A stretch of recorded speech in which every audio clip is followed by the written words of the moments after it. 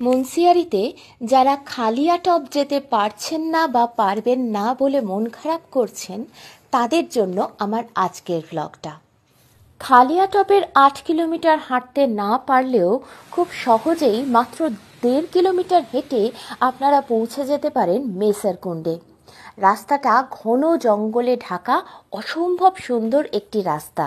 তবে যারা দুপুরের পরে বা বিকেলের দিকে এই পথে রওনা দেবেন তাদেরকে বলছি, গাইড কিন্তু অবশ্যই নেবেন, কারণ এই পথে ভাল্লুক এবং লেপার্ডের উৎপাত আছে। বেশ কিছুটা রাস্তা ঘন জঙ্গলের মধ্যে দিয়ে পেরোনোর পর ঠিক এই রকম একটা ভিউ পাওয়া যায়। এখান থেকে পঞ্চচুল্লি এবং মুন্সিয়ারি শহরটাকে অসম্ভব সুন্দরভাবে দেখা যায়। চলে এসেছি মেসারকুন্ডে।